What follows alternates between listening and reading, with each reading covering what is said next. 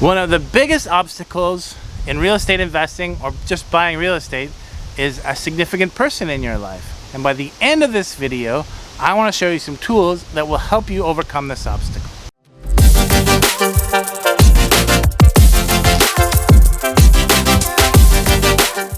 Hi, I'm Paul Haley, Toronto realtor, investor, educator, and speaker, and I want to help you learn how to invest in real estate. So this is actually a really fun video for me to make. Part of my previous professional life before I got into real estate full-time was as a change management professional. And I want to show you some of the tools that I used to help you overcome this obstacle. Okay, so let's talk about friends and family first.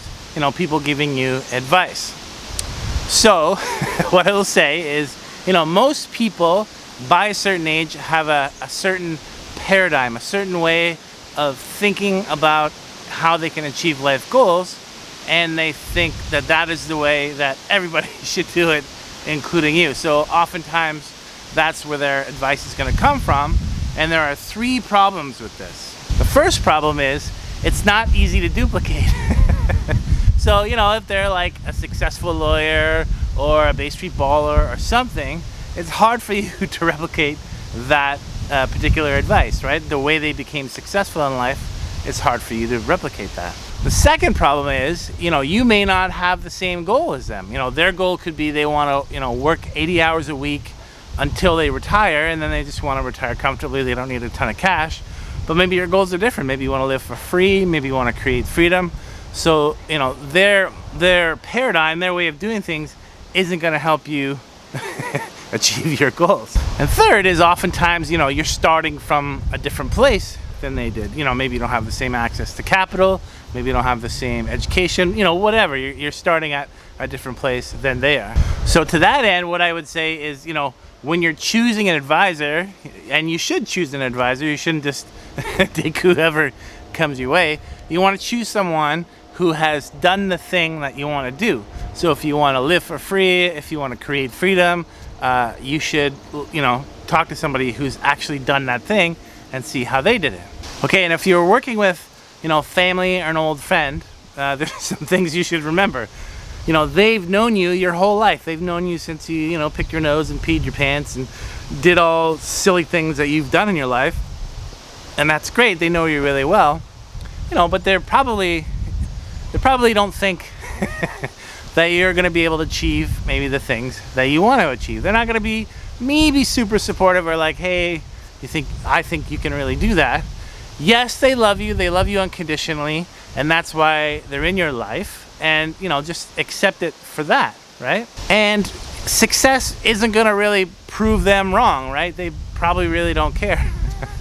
You know, like I'm a successful real estate investor. I live for free. I created, you know, lots of residual income, you know, lots of net worth from real estate investing. My family aren't real estate investors. They're not really interested in it.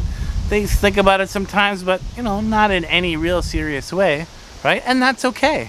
I often think of, I don't know if you've seen the videos of, you know, successful athletes or successful people, and they interview their parents, and their parents are always like, yeah, you know, I actually thought their older brother was going to achieve this kind of level of success. They're still not really like getting it. I always think of, you know, Warren Buffett going to his parents and saying, Mom and Dad, you know what? I'm Warren Buffett. I'll invest your money. Don't worry about it. And then being like, yeah, you know, Warren, that's great. I think you're doing a great thing there, but, you know, we got a guy. And, you know, that's okay. That's Warren Buffett and his parents, right? I don't know if that really happened, but that's kind of how I imagine it happening. And it's okay. They love you, and don't worry about it. And you are probably going to get unsolicited advice, and that's okay. Just ask these three questions to really help you clarify, you know, is this advice going to be helpful to you? So the first question is, what did you do in my situation? Question 2 is, how did it work out for you? And question 3 is, what are the different options you look at? Now listen, if this person is not the right advisor for you, the answer to those questions will be very telling, and you will know whether or not they can help you. If they are, great. Okay, you're still probably going to want to work with your family, or you're going to need, you know, someone involved. So I'll show you some tools in a minute. I just want a quick note to talk about your significant other. You know, and then I'll do some general guidelines. So for your significant other, you know, the real main benefit of this is you probably have the same goals. You probably want the same things out of life. That's probably why you're together. And if you don't know what they are, you're not, then it's a good time actually to have that conversation and make sure you're aligned on your goals, because being aligned on your goals is actually going to help you do this whole thing. Okay, so some advice, maybe some watch outs. So the first thing is, listen, your goal in this is not to win, it's not to prove someone wrong. Your goal is to achieve your financial goal, whatever that is. And, you know, in this case, achieve that with the help of someone or together with someone, right? That's the goal. The goal isn't to show you win. If you're trying to win, if you want to prove someone wrong, just stop. It's not going to pan out. Honestly, it's not going to work. You know, and the second big piece of advice is ask questions, don't give statements, right? So it comes from a very, ask questions and listen to the answer, right? So it's very different if you're telling someone, we're going to do this, and they're, you know, not supportive, that's not going to help. If you approach it like, hey, I'm looking at this thing, what do you think? And you listen to their answer, that's going to move you along the road a long way. And if you don't listen to their answer, that's also going to make them angry. So make sure you listen. And listen, you have to be open to being wrong. You have to be open to what they say. Maybe not being wrong, but, you know, maybe changing the focus. They might say, I don't know about that investment, but I was kind of thinking about this investment. And then you're like, oh, well, I never thought of that. Maybe we'll go look at that, right? Okay, so this is a 3-step tool. I'm going to take you through 3 steps. The first step is I want you to write out all the people, the significant people in your life that are going to influence this project or this purchase, real estate, whatever it is, the thing that you're doing. Write them all out and put them in order of importance, right? So it's probably your spouse, then maybe a parent, a brother, a sibling, whatever, a best friend, etc. So write them in importance of their ability to influence you. Then, beside each of them, just, you know, note where they are in terms of this change or this project or this initiative. You know, is it negative? Is it super negative? Is it neutral? Is it positive? Is it really positive? Right? So just, you know, put where you think they are in terms of that. Okay? Got that done? I'll put an example for you to download in this video as well. Then what you're going to want to do is focus on the 1 or 2 or 3 people in that list that are, you know, negative. Then you need to get to neutral or positive. You don't need to get everyone to positive. You know, a lot of people can do this by just having their spouse in neutral, or, you know, if you want someone to get involved in the project, you're gonna probably want to get them to positive. And then that leads us to our next step in how we do that.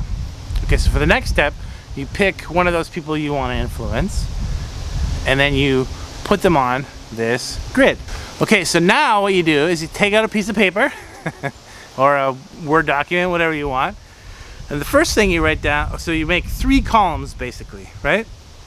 The first column is, what are their issues, what are their concerns with this project? And listen, this, you know, this isn't right or wrong, this is just how do they feel about this thing, right? So write that down.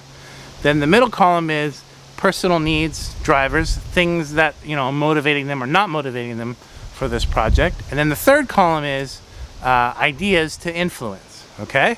So now you pick your person, your first person, it could be your spouse. And so let me walk through an example. The example I'll use is when, you know, my wife and I first bought our property. We sold a condo and bought a property, and here's some approaches that I used. Okay, so in her issues, you know, really with buying a house, she was, you know, really concerned about the debt, right? And it was just a big decision, and am I doing the right thing? And, you know, this sort of need for perfection. So it kind of leads to the next column, which is needs drivers. So one of the needs she has was, she was, you know, looking for a forever home. She was also looking for a backyard, which helps, right? But it's also this need for perfection, right? You want to find the perfect thing.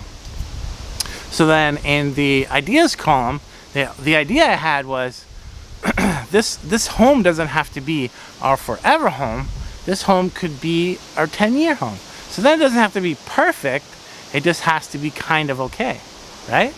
And then, you know, another thing I did is I wanted to buy a place and renovate it because I know that adds the most value to a property, and it really gets you what you want. You know, it's built right, you know, you get exactly what you want. So I wanted to buy and renovate, and she was, you know, hugely afraid of renovations. You know, it's really just the fear of unknown, don't know what she's getting into, right? And, you know, that is a very valid fear. Some of her personal needs drivers around this issue was she's actually a very creative person and would really enjoy creating a space. She actually wanted to create a space that was her own, that she could call her home, and she could make, you know, the different ways that she wanted. You know, so that was really a driver. So the idea was, my idea was, I took her actually to, in Toronto, there's a lot of properties that are, you know, the same outside, the same footprint. So I took her to ones that were pre-reno, and I took her to ones that were post-reno.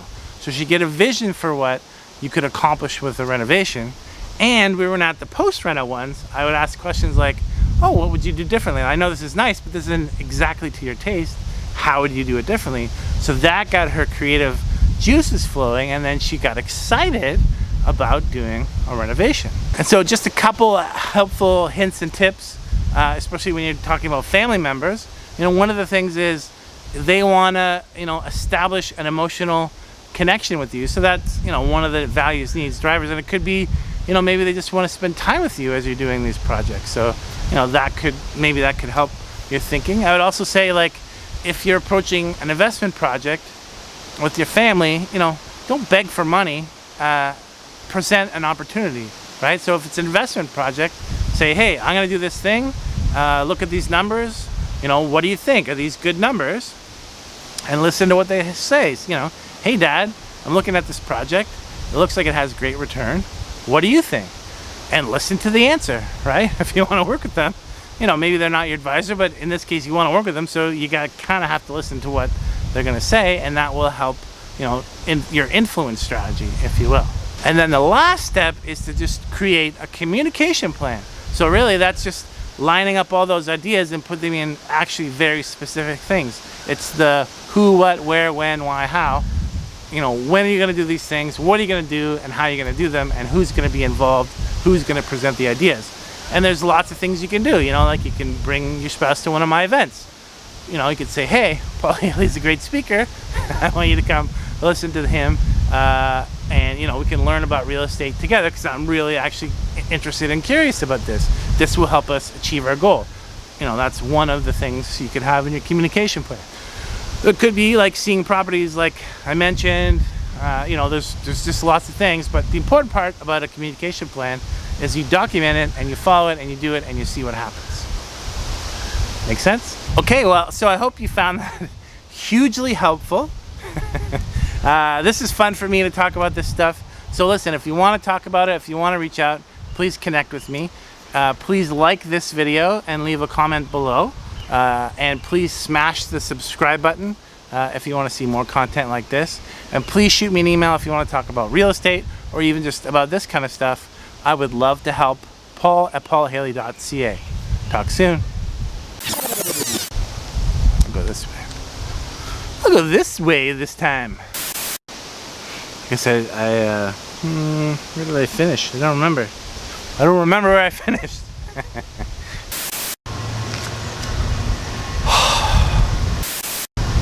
Here's another train, and it's gonna be a long time. Unbelievable. How they did it, and how you should follow the way they did it. I'm gonna say that again. It was all stumbly mumbly there.